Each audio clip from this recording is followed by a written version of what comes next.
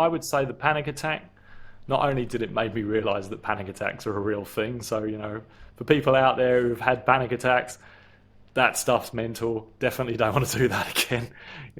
That's a scary thing. And yeah, it was life changing. Mhm. And it sounds like it was actually a symptom of a much deeper issue, a much deeper misalignment between your path and where you were at the time. And maybe sometimes if somebody has this panic attack or if they're feeling extremely stressed, it's an opportunity to reassess the overall direction of their life. Because, in the end, we only get one shot at it. One shot. Let's make it count, right?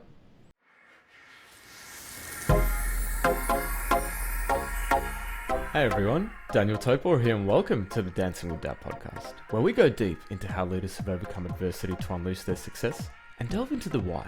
Why are we really here on this big, beautiful earth? Get ready for an enlightening episode as I introduce my next guest, Lloyd Thompson. Lloyd's journey is a testament to the power of transformation. Coming from a working class background in the UK, Lloyd's life took a profound turn when a panic attack forced him to reevaluate his path. This life-altering moment prompted him to bid farewell to the corporate grind and set out on the entrepreneurial adventure of a lifetime.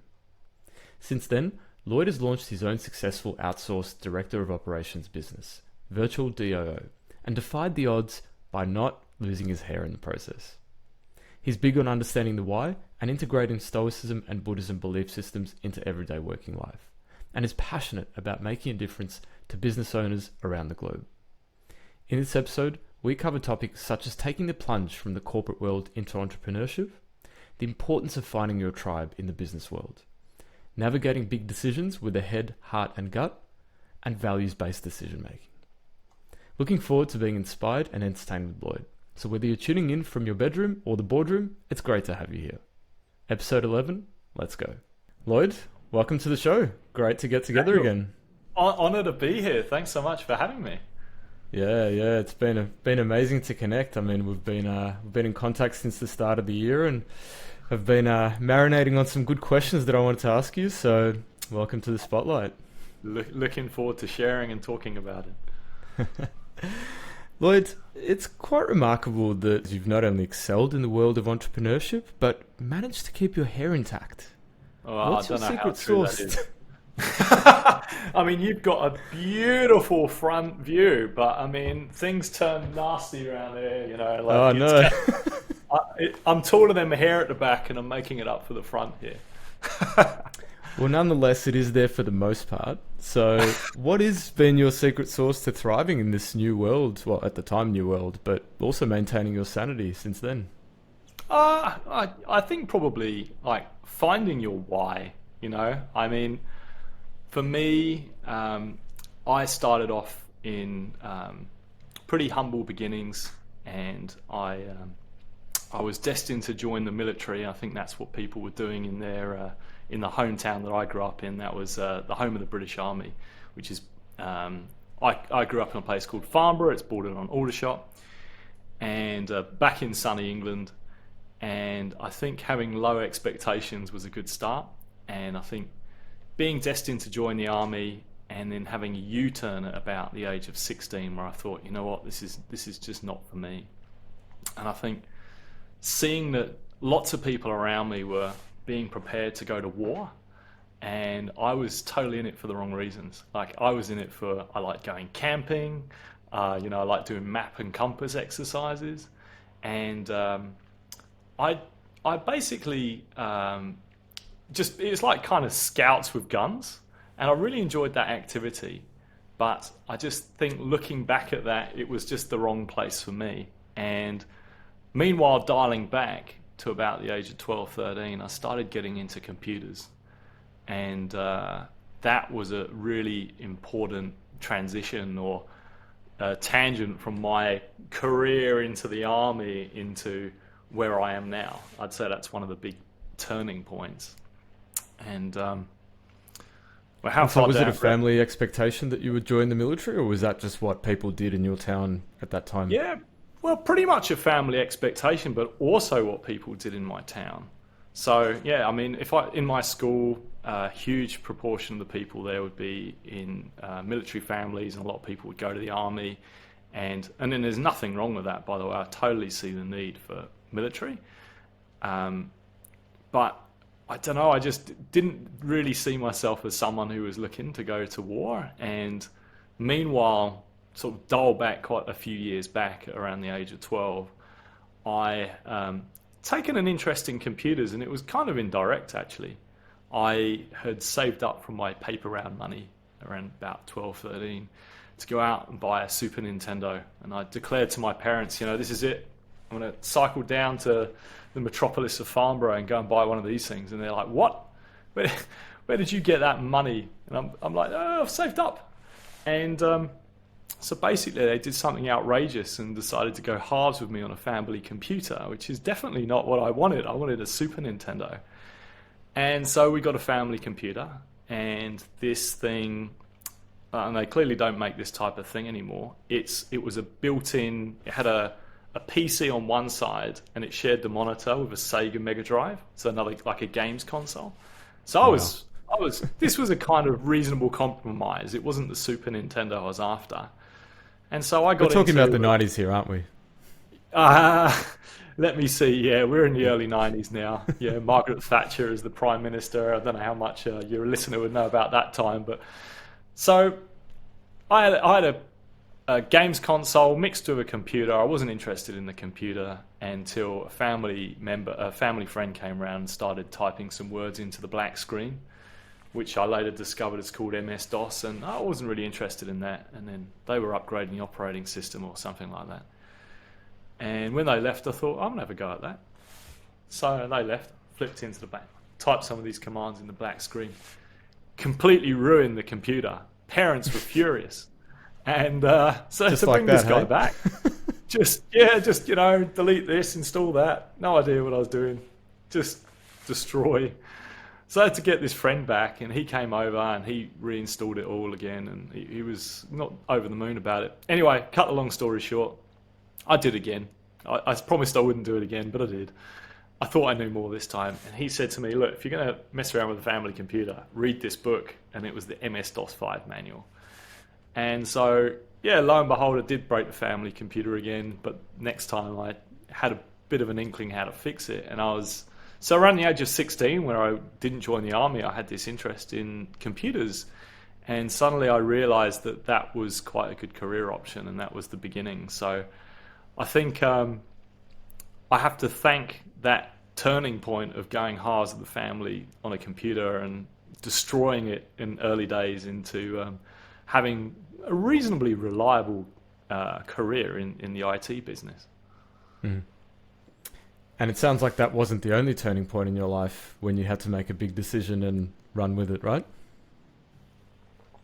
Well, I think we mentioned earlier about in your introduction there was, I guess, later on down the road, I've been in corporate, so I made this turning point from being a technical operator, someone who was a computer programmer, and later on I was tech leading, and then eventually managing large teams. And meanwhile, in the backdrop of my life, I'd been in a long-term relationship. We'd been together for like 8 years, and that was falling apart. And things were being sort of dealt down from the management above that I was not liking. I was like their mercenary. I had to go and do some things that were really disagreeing with me. And so I was sitting at my desk one day, and I was, like to say, I was fairly fit. This is a few years back now. I was fairly fit. I was running a city running group called Pain in the Domain, and I suddenly felt this huge pain in my chest. And I'm thinking, what's going on? I'm thinking, okay, I'm sweating, huge pain, feeling really, really not well. I think, are these the symptoms of a heart attack? What's going on? And there was no one on my side of the floor either. And so I messaged one of my trusted team members to just come over. It's like, hey, can you come over for an update on a project or something? So he comes over to my desk, and I'm like inclined back in my seat, just going, all right, mate, how's it going? And he's thinking, not looking so well. And I'd been asking him to give me some update on a project or something. And then he said, Lloyd, are you okay? And I was like, actually, I'm not feeling great. I'd just like you to hang around for a few minutes. Anyway, I recovered from this, whatever it was. And I went to see a cardiologist because I was sure there was something wrong with my heart. And he wired me all up and went running. And he said, no, your heart's fine, mate. It's, you know. I said, well, what the hell was that?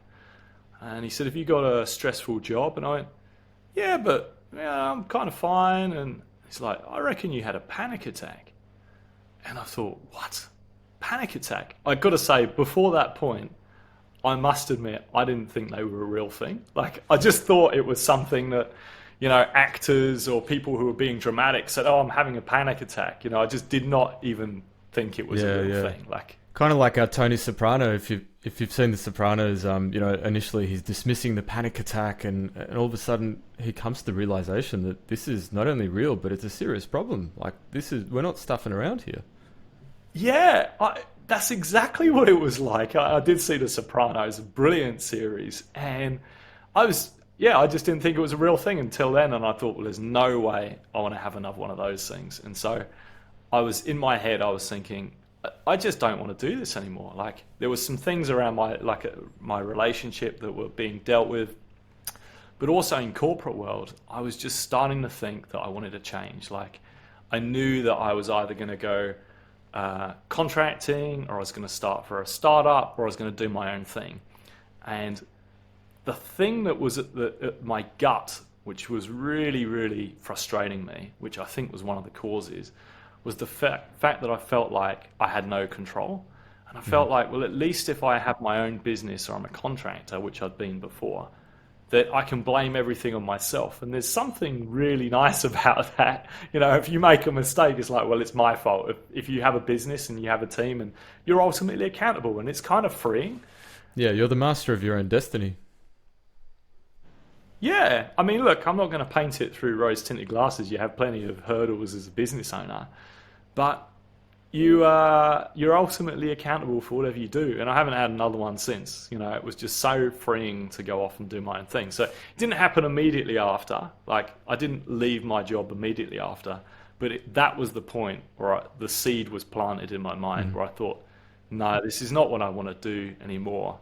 And because I've been working in corporations since I was 17, like even before university, I'd got some work at the likes of, say, Dell, and then through university I worked for IBM, and then other big corporates along the way. And I'm very grateful to those businesses for setting me up and, you know, being able to buy property and stuff like that. But it's a huge demand on your time. And so I just got to a point where I thought, well, you know what? I want time and location flexibility. That's what I want to do. And if it means in the beginning that there's going to be some kind of financial trade-off, then so be it. And fortunately, in the beginning, the trade-off wasn't so bad. And yeah, now it's in a pretty reasonable place. And thanks to a panic attack. Yeah, definitely. Fantastic. Well, thanks for sharing that, Lloyd. That's a really interesting story. I guess there's a good lesson that I picked up from there. And you mentioned that you had to listen to your gut. And, you know, I'm in the corporate world at the moment. I have been for the past 15 or so years. So I've tread a path, you know, in some respects maybe similar to yours before you went off on your entrepreneurial adventure. And I've noticed that we don't generally listen to our gut. So we might be aware that there's feelings in there. We might be aware that maybe something's not right. Maybe we're not fully aligned, but the head tends to take over anything that the heart or the gut says. And you can suppress that feeling for a period of time. Some people suppress it forever. Some people may not get that feeling. Obviously, we're all different. But something within you knew that this was not your path. Is that a fair statement? Yeah, you know, and I love what you said there about your head and your gut, because I can't remember who said this, but someone said for you to know if you really want to do something, you've got to ask yourself the questions to three parts. You've got to ask your head, you've got to ask your heart, and you've got to ask your gut. And if all three of those things are aligned, then you know it's the right decision. And I think for me, I have been very much ruled by logic, my head. And so my logic will be saying, we should go this way. You're in a good job. This is a good position. This is a safe direction to go. There's security, there's structure. Why wouldn't we stay on this path? Yeah. It is very and logical. It's like, and security is something, I think people are motivated by different things. And actually, when I hire people and I work with other businesses, I find out what's important to them. And so for me, security is really important to me. Some people are much more motivated by the abundance of wealth. For me, it's flexibility and security. I think partly because I had humble beginnings. And so that's why I, not having a financial fallback, it's like security is everything. So yeah, I think when you look at things, listening to your heart and your head and your gut, you're able to get clarity on where you want to go. Mm-hmm.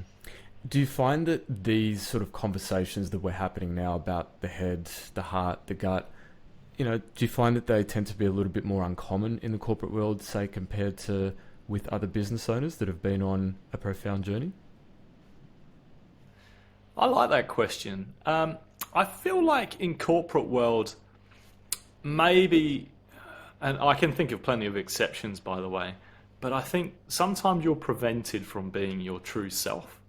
Whereas, I feel like with my business, I'm very open about my values and my experiences with people. And they either like it and they're on the same wavelength as me, or they're not. And I'm okay to not work with people who are not in the same line of values. So I feel like in the entrepreneurial world, people are a lot more open and sharing about how they feel, what their values are, the kind of clients they want to work with, what their vision is. And in corporate world, a little bit less so, because I feel like in corporate world, you've got the overarching vision and direction of the business, and you've got to stay pretty much within that framework. And there can be a lot of freedom between those guidelines. But I think in the entrepreneurial world, you really choose your own direction as much as you like. That said, it's a double-edged sword. Like, it can also be a bit of a lonely sport in the sense that while you're there for your team and you can help them drive and coach them through their challenges, when you're the person like steering the ship, when you're not sure what you're going to do next, like what's the appropriate thing, you've got no one else to turn to unless you find yourself in a community. And so that's definitely something that I really recommend to business owners, and pretty much all the business owners I know are in some kind of business community, networking, and have mentors. And in that way, this morning I had a coaching call, and we share all our different challenges in the coaching call with our mentor, and talk openly about how we're going to solve different problems. So I feel like it is a little bit more open in entrepreneurial world. Yeah, because you can't do it alone, right? You're not born with these skills. You're not born out of the womb with the skills to run a business, to how to undertake a marketing campaign, how to attract clients. These sort of skills need to be acquired. You've nailed it. I mean, in the past, when we were part of tribes, we would learn from our elders. So, the village would raise a child and you'd get knowledge from your elders who would pass it on, and the continuity of knowledge would continue. The latest example of that is the Aboriginal cultures here in Australia, where they were continuous for 60,000+ years. And that's with no written prose. So it was all oral history that was being transferred. So I know it's an extreme example, but I think it can actually apply to a modern day scenario. Yeah, passing down through stories and experiences. For me, starting my business, it's happened a lot. I've moved a lot quicker because I've had a mentor and a community. And there's, as you just said, actually, sales and marketing. I wasn't doing any of that in corporate world, or setting up a business structure. What's a sensible structure to set up a PTY limited and all of the accounting and finance around that. Sure, I know how to budget for a team, but do I know about all of the entity setup? So going through that, you're too busy breaking your parents' computers. That's yeah, and I knew how to do programming and running teams, but sales and marketing, so many different things I didn't know. And I'm always learning about how to improve our service and our offer and sales and marketing and so on. And so I think if you are persistent and you stay long enough, you might get there. But what's that African proverb? If you want to go fast, go alone. If you want to go far, go together. I totally buy into that. That really makes sense. And I've seen that a lot in my travels as well. Like I drove a car in 2008 from London to Mongolia and grew a beard bigger than this, and Wow. and there was no way you'd be able to make your way through all of these different countries and figure out where you're going to stay and get food and water every night without the help of the community and everyday people. So that metaphor finds that problem and that solution finds its way not just through everyday life but also into business. Hmm. Wow. That would have been quite the journey. And I take it you just winged it, right? You didn't book with TripAdvisor or Booking.com in advance.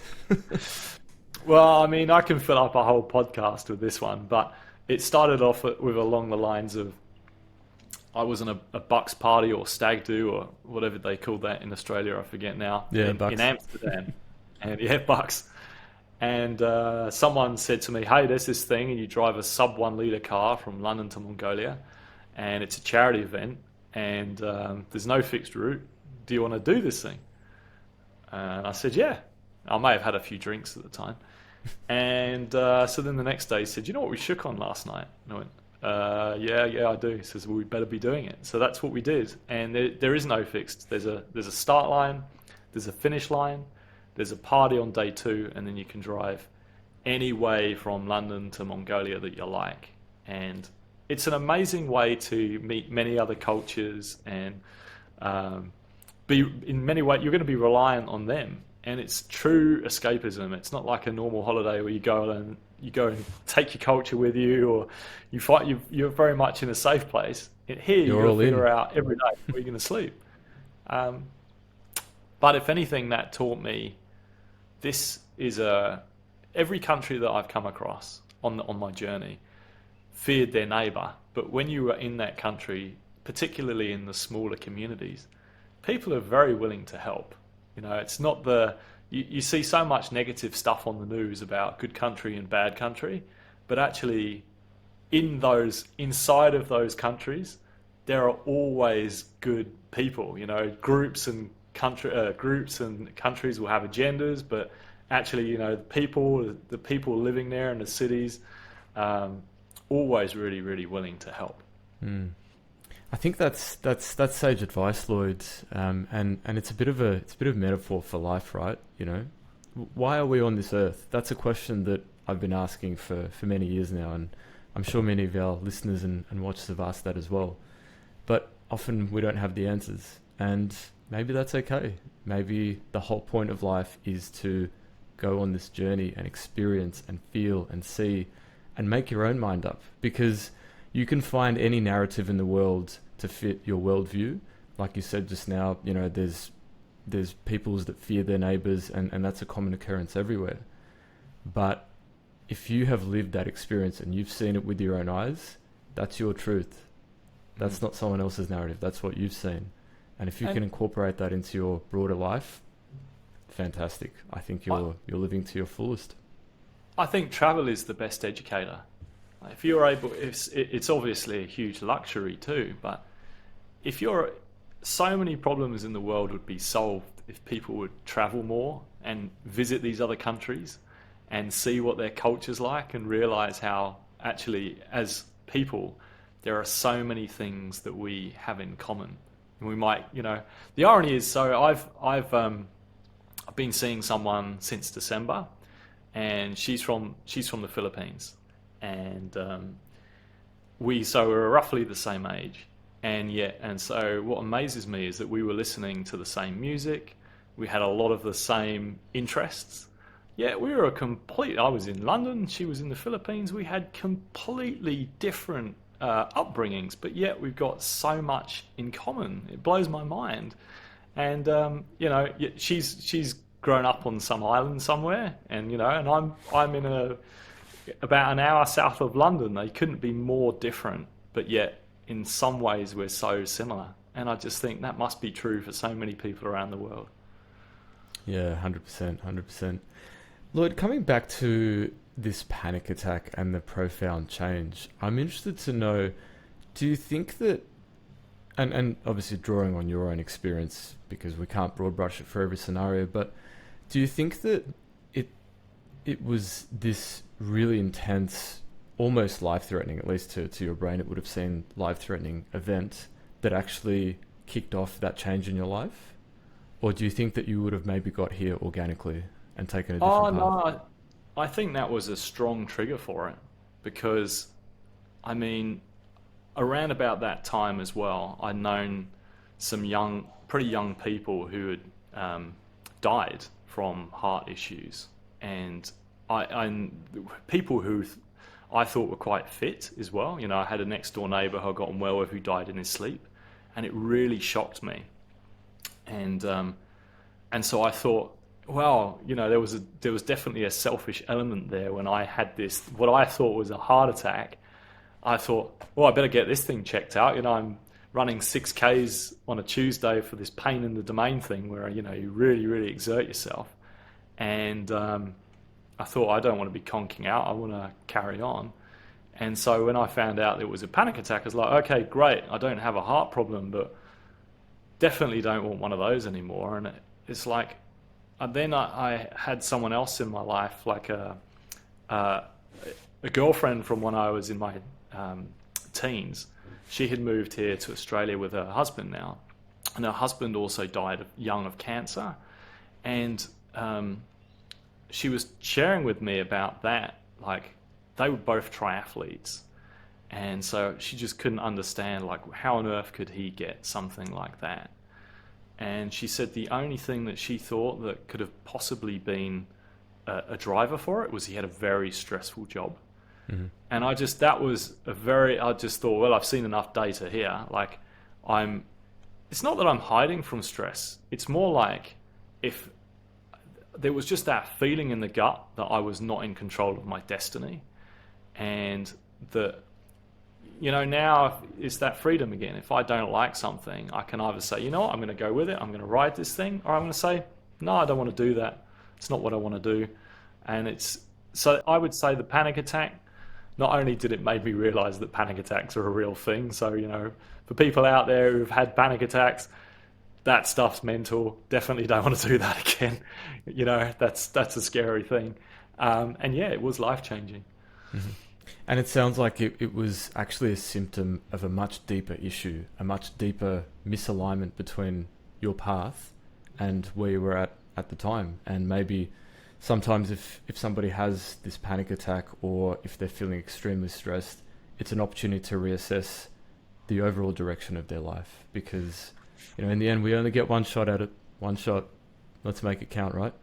Yeah, absolutely. You know, in more recent times, maybe about a year ago, I was thinking about important things that I wanted to change. I was thinking about, you know, increasing confidence. I'd like to have more deeper, meaningful relationships. I want to improve or lessen anxiety about things, even as a business owner. I want to have a more positive mindset. So I had all of these things that I was meditating on. And I was also getting stomach pains, and I've had them for years. And I think they were largely psychological or mentally impact, you know, stress related or things like that. And someone made this passing comment once. I'd heard about ayahuasca, which is like a psychedelic medicine from you know, South America. And I'd largely taken an interest, but not like a strong desire to do that thing. But when someone said, you know, I did this thing and it fixed my gut, I'm like, okay, where do I go for this thing? I don't care how much money I have to spend to get this thing. I want to try it.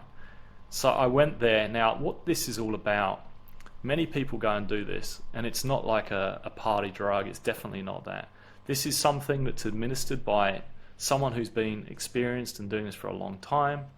When I did it, there was someone who was a psychologist who was there, who was saying this is the real deal. Like, this is, you know, he actually refers people there on the side to get to know themselves and release things. And for me, I went in with those meditations of increasing confidence and looking at why I'd not been focusing on wanting deep relationships again, perhaps because I was in an 8-year relationship before. You know, all of these things, I went in there and I had this experience with the ayahuasca, and it was profound. It was something that helped me understand the reason that those things exist. And it's going to sound very woo-woo when I explain this, but for all of those things, the answer was I had this profound feeling of being loved by the universe, and it was the most amazing experience. And that sounds like, well, perhaps, Lloyd, you could have some kind of euphoric drug experience, and that would be it. For anyone out there, if they ever do go and try this thing, it is, you would realize it's not that. This is the real deal. And I just felt this profound feeling, and it felt like it was the answer to all of those things. Really, like, wear your heart on your sleeve, go all in, be confident, just be all. That feeling of being loved was everything that was an answer to all of those questions. And also, as a part of that experience, I felt like what it was to die, which sounds crazy, I know, but I was okay with it. So it's made me, when I've read more into this, I understand why some people who are going to die, who have a terminal illness, look to go and seek things like psychedelic treatment, which is becoming more and more recognized in Australia. And so I did this thing. And so someone as an outside observer say, well, okay, Lloyd went off and had a psychedelic and he felt great, and that was that. I'm sure a drug would do that. But here's the tangible thing. My stomach cramps, just like that, like almost gone, just that is a tangible, measurable thing, undeniable, right? So that was, when we're talking about why and things like that, that experience is something I would encourage people to think. If they want to know themselves and help understand their why and the things that drive them, then that's something to consider. Yeah, wow. I can really relate. 8 years ago, I actually went to South America, and I spent 3 weeks in the Amazon rainforest. Wow. With a couple of shamans and a group of people, and yeah, we ended up having 5 ayahuasca ceremonies over the course of 3 weeks. Wow. And look, probably similar to yourself, I had my reasons for going there and doing that. I just lost my business partner and good friend to suicide at the time, and I was completely blocked professionally, spiritually, and mentally. So I was at the stage of my life where I was hurting, but I also didn't really know what my direction should be, and that caused me to seek these answers. And yeah, like I consider myself pretty fortunate because I've had a very good upbringing, lots of love, not a lot of resources, but lots and lots of love, and lots of opportunities. But some of the people that were on that retreat with me had the most horrific lives you can imagine. And this was for them their absolute last straw. If this didn't help them overcome their demons, and some of them were physical and some of them were mental, then they openly said it, because we did group therapy, that this was it for them. This was their last straw. Wow. And I can tell you now, I've got shivers down my spine. The changes that this medicine can induce, both physical and also mental and spiritual, is just, it's indescribable. And you're right, it's not a drug. This is not a drug. This is a medicine that has been used for thousands and thousands of years by the Mesoamerican cultures from South America through to North America. And just because Western medicine is new to understanding this and unlocking what it doesn't mean that it cannot have impact. You're a walking example of how it could change a physical issue. I'm a walking example of how it completely reprogrammed my mind, stripped my ego, reset everything, and I've been on an amazing path since then. So yeah, reset. I mean, I think that's what it is for many people. I know someone who went on that and was getting over experience from close family members passing, and she wasn't expecting what came up, and it really helped her process those things. And it's like she got an incredible release from that. And so yeah, it was an amazing experience, and it helps you know thyself, all right. Yeah, and I think it really comes back to this conversation that we had earlier about the journey of life, right? You determine what course you take, and you also determine what tools you have to help you in the process. If those tools are a beaten up car that you drive from the UK to Mongolia, fantastic.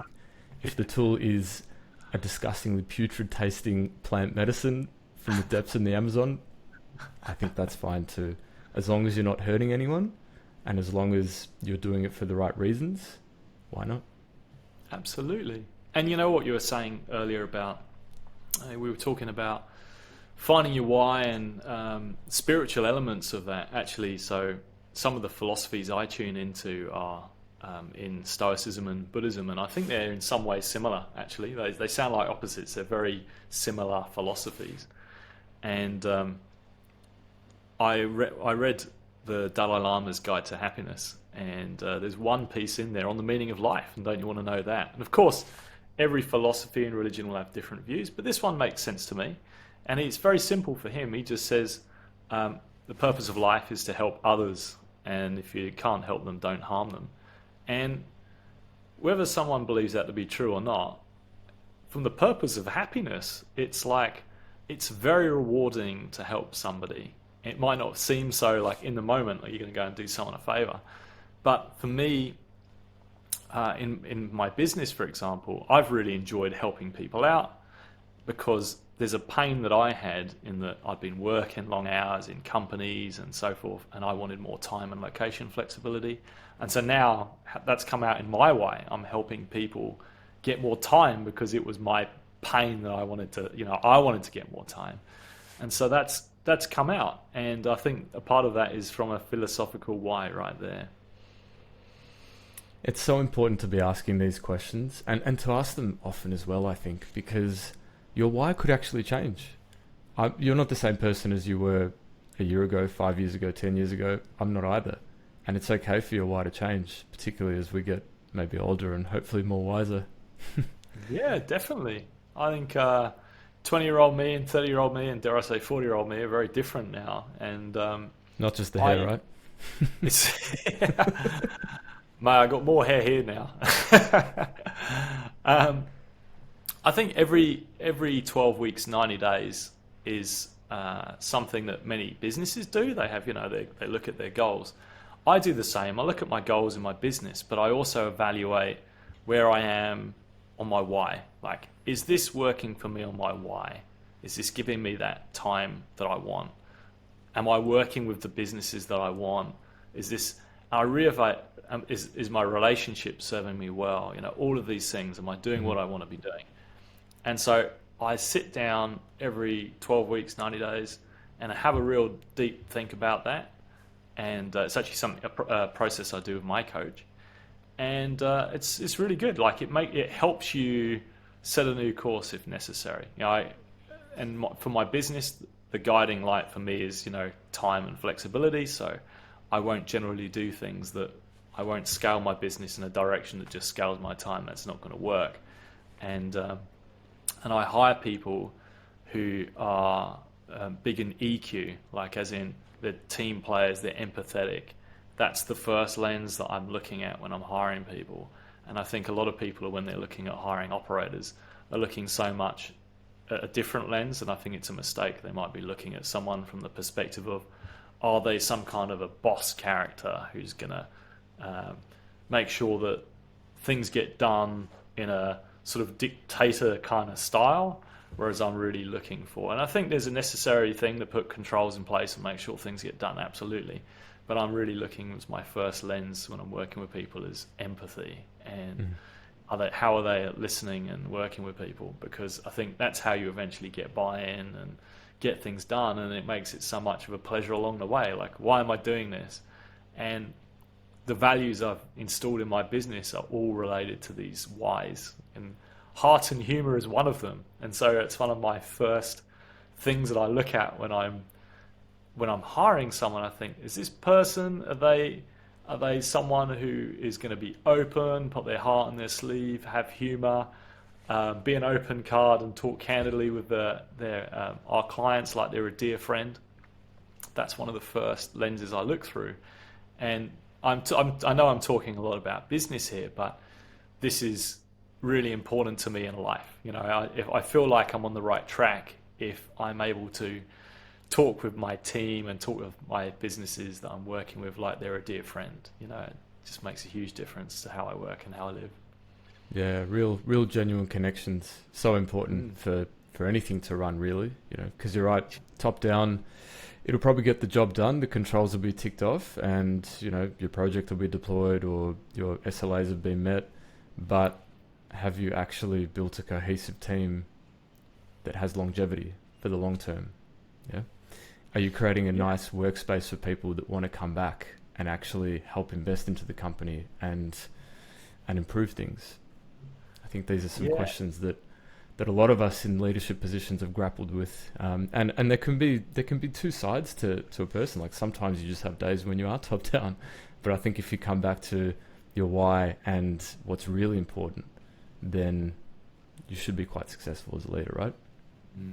Well, I think a lot of people just, it takes time to move into that position. I mean, I started out as a techie, I was a programmer, and the next thing I was leading technical projects, and then the next thing I was starting to manage people. And so I was really looking at it from the perspective of, is stuff getting done on time? Is there feedback loops? Are there controls and things like that? Kind of like a project manager, I guess. But then eventually moving into the more soft skills side of things, like, are the people okay? Are they going in the direction they want? Are they doing, is this serving them, and is it the interests of the people aligning with the interests of the project? Because that's where the real magic happens, like where people are super motivated to get it done, where they'll stay with a company for a long term. And so a lot of managers aren't yet there at that leap they need to make into being a leader, and it takes time, and it's not, and sometimes it involves like giving up the reins a little bit and starting to trust other people. So I think it's not easy for a lot of people to make that leap, and there's no perfect leader and there's no perfect manager, and I'm certainly learning all the time. But I don't think it's one or the other. It's not manager or leader, and it's certainly an evolution that you grow from. It's a growth journey all the way through. Mm-hmm. What do you reckon are the top traits that define a leader versus a manager? You know what? There's a book called Good to Great by Jim Collins, and he talks about what he calls level 5 leaders.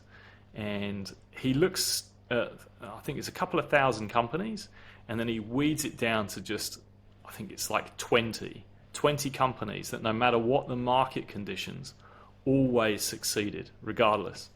And there's a number of things in here, but one of the reasons why they all had what he called level 5 leaders. And one of the big differentiators between what he calls a level 4 leader and a level 5 leader is a level 4 leader might be this big, charismatic kind of person who drives everybody. But when the level 4 leader leaves, so the performance of the company implodes. Whereas a level 5 leader is quite often this kind of humble person who builds other leaders and grows a culture such that when they leave, the culture and the performance of that company continues. And I think we're led to believe, like, if we see stereotypes of what a leader might be, sometimes we see this, this bold extrovert character, but actually a lot of the level 5 leaders are more of these kind of humble, behind the scenes kind of characters who are slowly building things up. So humility is a huge part of it, and culture and installing other leaders. And so quite often actually not so egocentric. Yeah, and as we talked about before, there's a really good way of destroying that ego if you don't want to do it. Lloyd, I'm interested to know, you've mentioned quite a few really, really important skill sets.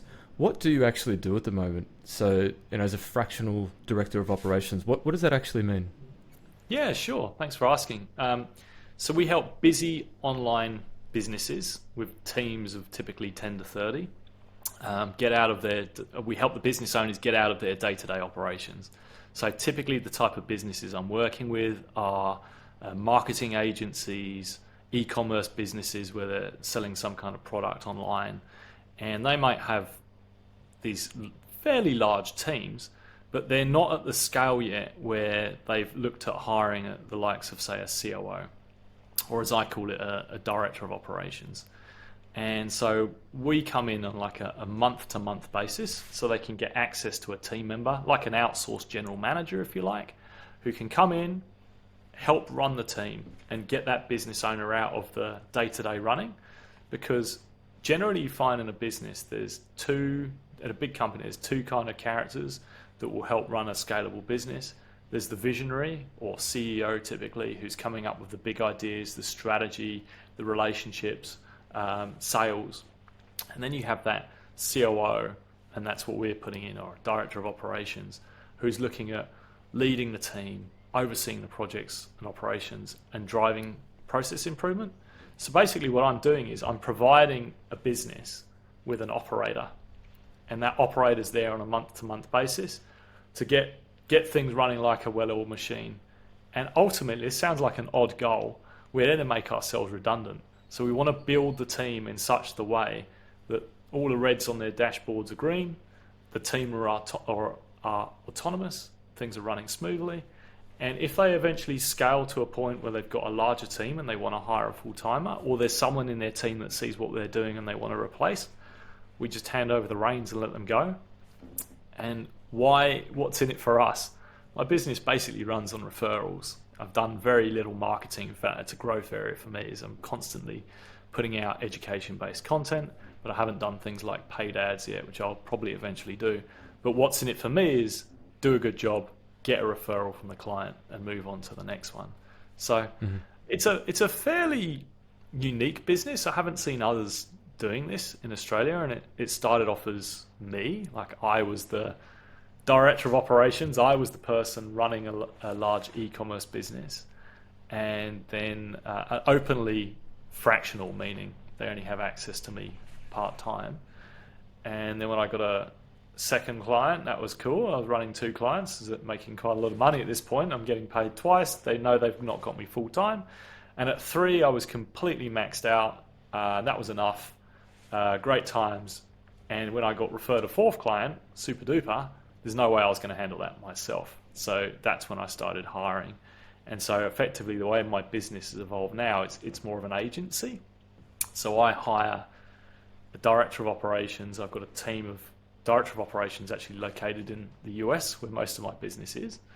And I'm looking for a match between the business owner, their culture, and the appropriate director of operations from my team.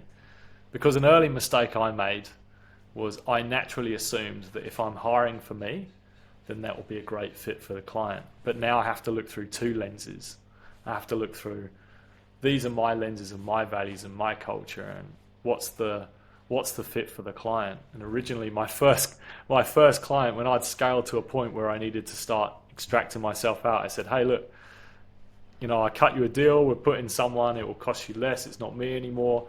And I put in someone who was just completely different. Like, as in, this person, big mistake up here, this person was great for another client where he was more consultancy and soft focus, and that other business had very sort of a warm environment, likes to really slowly consider things and what they're going to do.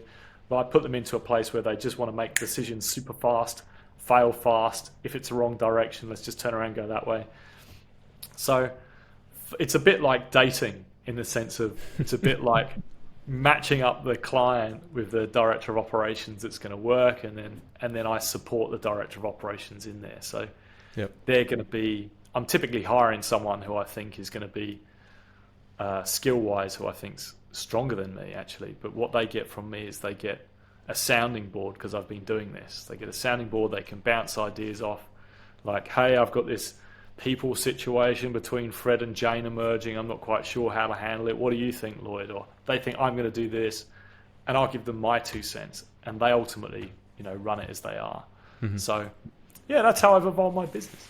Yeah, interesting. And it sounds like part art, part science. And I can see the EQ quotient coming in a lot, because you mentioned EQ before and how important of a value that is to you.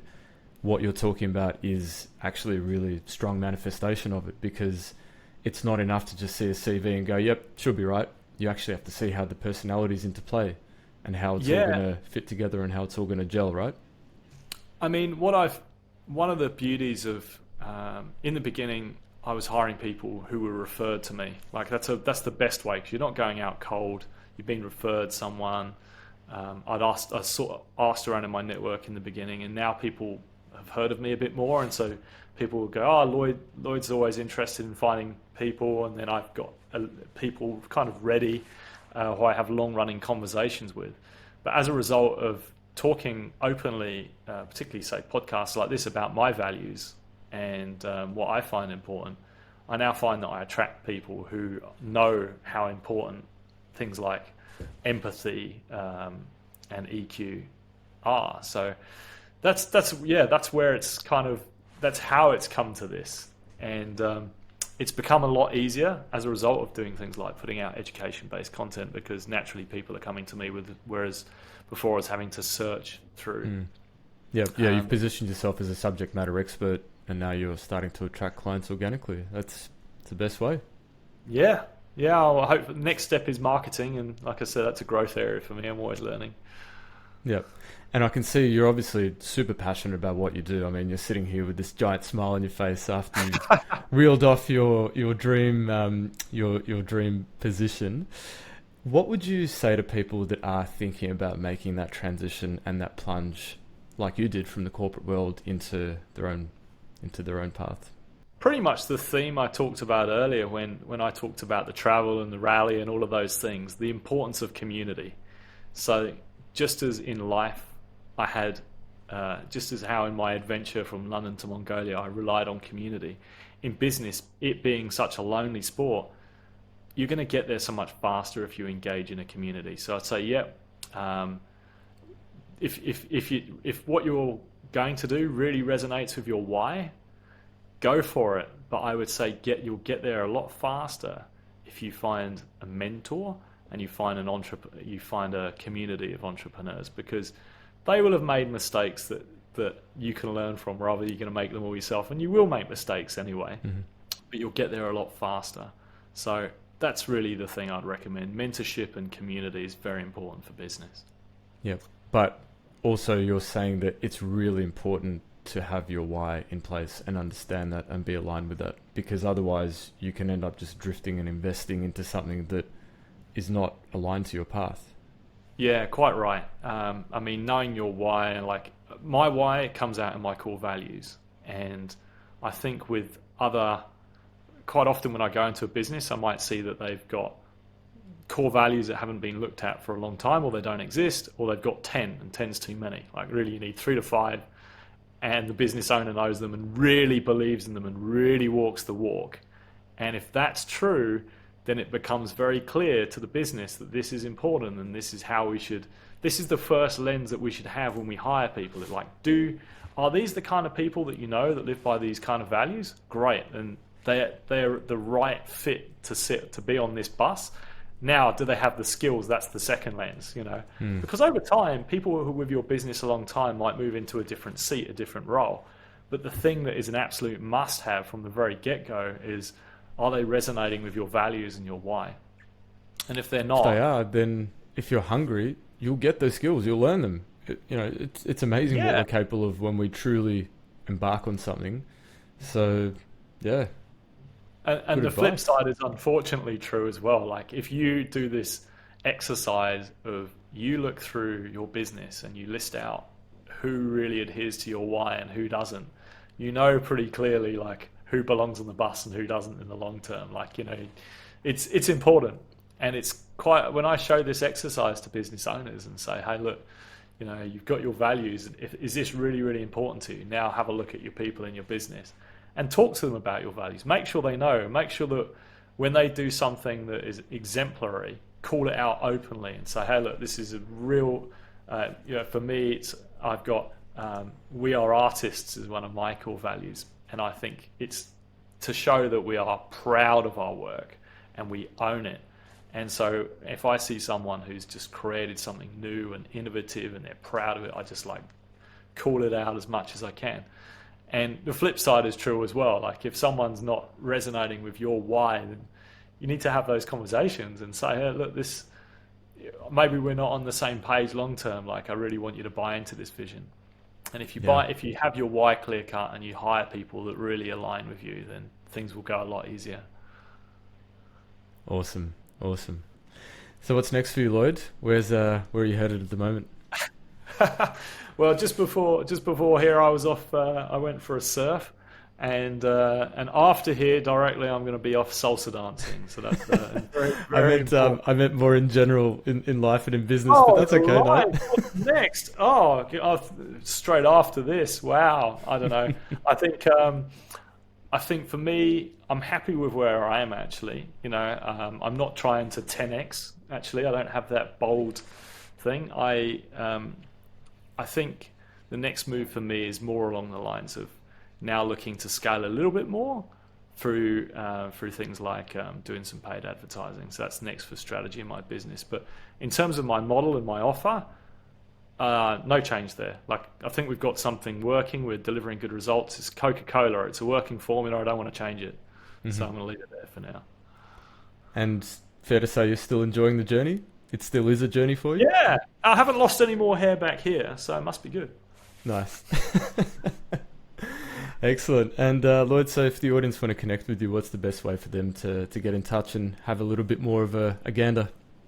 Yeah, sure. Just head to my website, virtualdoo.com, and there's a contact page there. I'm also giving away my book as well. So we've got, I've just got a fresh new cover, 9 ways to leave your day-to-day operations. That's there on the website. You can download the PDF.